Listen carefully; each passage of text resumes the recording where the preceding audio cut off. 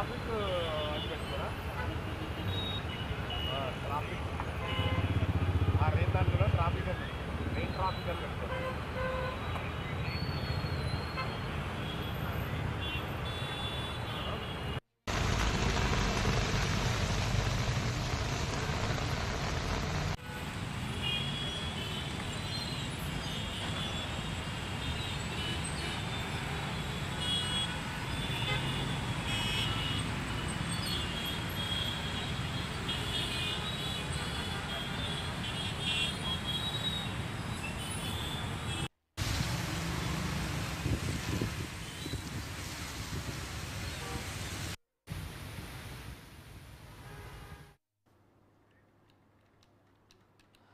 Right ఇక హైదరాబాద్ నగరంలో ఉదయం నుంచి భారీగా వర్షాలు కురుస్తున్నాయి. జూబ్లీ హిల్స్, బంజారా హిల్స్, ఫిలిం నగర్, పంచాగుట్ట, అమీర్పేట్, ఎస్ఆర్ నగర్, కూకట్పల్లి, మూసాపేట్, ఎర్రగడ్డ, మలక్పేట్, దిల్సుఖ్ నగర్, ఖైరతాబాద్, టాక్మడ్, హిమాయత్ నగర్, మెహదీపట్నం, టోలీచౌకి ఇలాంటి ప్రదేశాలన్నింటిలో కూడా భారీ వర్షాలు కురుస్తున్నాయి. 3 గంటలుగా కురుస్తున్న ఎడతెరిపి లేకుండా కురుస్తున్న వర్షాల కారణంగా అప్రమత్తమైంది జీహెచ్ఎంసీ. ఇక ఇదే అంశానికి సంబంధించి మరింత సమాచారాన్ని మా క్రైమ్ బ్యూరో చీఫ్ కృష్ణ అందిస్తారు. కృష్ణ, సోనా, ఏదైతే గత అర్ధరాత్రి నుంచి ఎడతెరిపి లేకుండా కురుస్తున్న భారీ వర్షానికి హైదరాబాద్ నగరం శివారు ప్రాంతాలన్నీ కూడా నీట మునిగిపోయాయి. చాలా చోట్ల కూడా అనేకమైన ప్రాంతాల్లో కూడా వర్షం నీరు చేరడం, ఇళ్లలోకి చేరడంతో జనాలు అవస్థలు పడుతున్నారు. మరోపక్కన రహదారులన్నీ కూడా చెరువును తలపించి వాహనదారులు చాలా ఇబ్బంది పడే పరిస్థితులు ఏర్పడి, ఒక పక్కన రామ్నగర్ ప్రాంతంలో ఇంటి ముందు పార్క్ చేసి ఉన్న ఆ కార్లన్నీ కూడా భారీ వర్షానికి బయటకు వచ్చి చూసేసరికి కార్లు, ద్విచక్ర వాహనాలు ఇవన్నీ కూడా ఈ వర్షం వరద నీటిలో కొట్టుకుపోవడం కూడా జరిగింది. మరొక రామ్నగర్ ప్రాంతంలో ఒక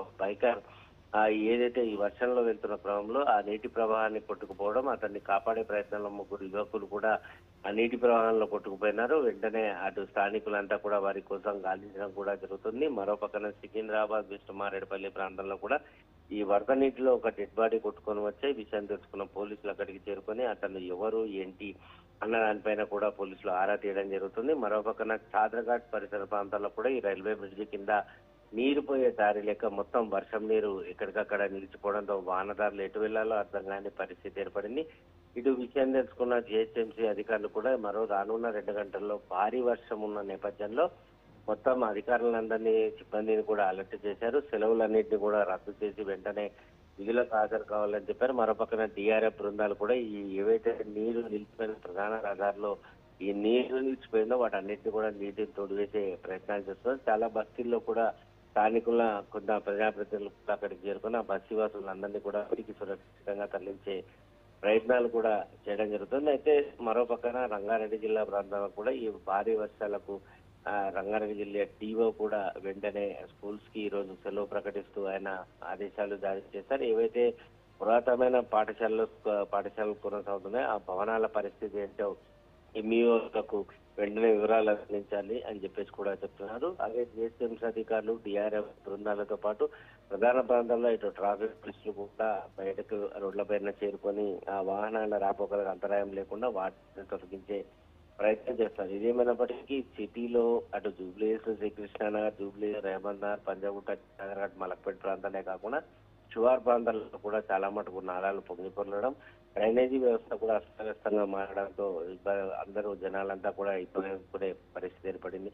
వాస్తవానికి వర్షాకాలం వచ్చే ముందు ఈ నాలాలు కానీ డ్రైనేజీలలో కానీ పూడిక తీసే పనులు అనేవి చేపట్టాలి. కానీ ఎలాంటి పనులు చేపట్టకపోవడంతో చాలాకు ఆ నీళ్ళన్నీ కూడా ఈ నాలాలు, డ్రైనేజ్ నుంచి పోవాల్సిన నీళ్లు ప్రధాన రహదారుల నుంచి, కాలనీలు, రోడ్ల నుంచి ప్రవహించడంతో అటు బస్తీలో ఇళ్లలోకి నీరు చేరాయని, అలాగే రహదారులు కూడా చెరువును తలపిస్తున్నాయని చెప్పేసి కూడా జనాలంతా కూడా అధికారుల పైన, ప్రభుత్వం పైన మండిపడుతున్నారు. మరోపక్కన ఈ అత్యవసరం ఉంటేనే బయటికి రావాలంటూ జిహెచ్ఎంసీ ఉన్నతాధికారులు ఇప్పటికే ఒక ప్రకటన కూడా చేశారు. రానున్న మరో 2 గంటల్లో కూడా భారీ వర్ష సూచన ఉందని చెప్పి వాతావరణ శాఖ ఎప్పుడైతే హెచ్చరికలు జారీ చేసిందో ఈ నేపథ్యంలో జనాలందరికీ కూడా ఒక హెచ్చరిక అనేది జారీ చేయడం జరుగుతుంది.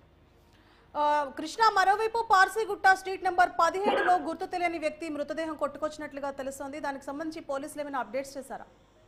పార్సీగుట్ట ప్రాంతంలో కూడా ఈ వర్షం నీటి ప్రవాహంలో రాత్రి ఒక వ్యక్తి డెడ్ బాడీ కొట్టుకురావడం జరిగింది. ఉదయాన్నే విషయం తెలిసిన స్థానికులు పోలీసులకు సమాచారం అందించారు. విషయం తెలుసుకున్న పోలీసులు అక్కడికి చేరుకొని మృతుడు ఎవరు ఏంటి అన్న విషయం పైన ఆరా తీస్తున్నారు. కేవలం వరద నీటిలోనే కొట్టుకొచ్చాడా, లేదంటే ప్రమాదవశాత్తు మరణించాడా, లేదంటే ఎవరైనా హత్య చేసి ఇక్కడ డెడ్ బాడీ పడేశారా, ఈ అనేక కోణంలో కూడా పోలీసులు దర్యాప్తు చేస్తున్నారు. అయితే కేవలం వరద నీటిలోనే కొట్టుకొచ్చినట్లుగా కూడా స్థానికులు కొంతమంది అక్కడ చెప్పడంతో సీసీ కెమెరా ఫుటేజ్లను కూడా పోలీసులు పరిశీలించి ఆ డెడ్ బాడీని గాంధీ మార్చుకు తరలించే ప్రయత్నం చేస్తున్నారు.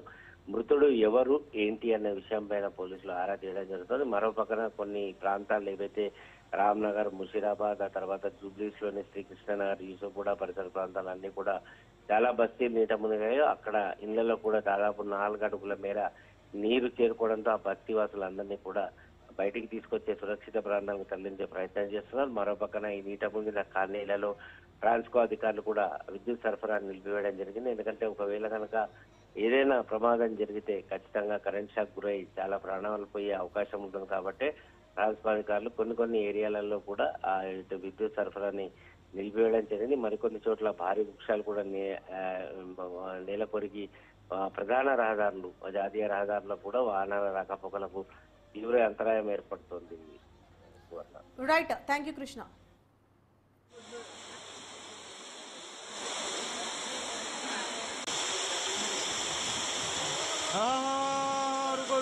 रुको जाओ यार, रुको भाई।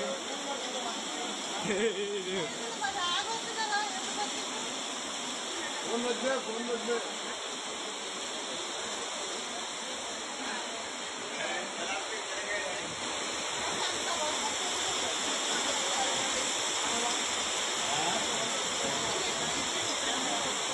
ये बंडी कंट्रोल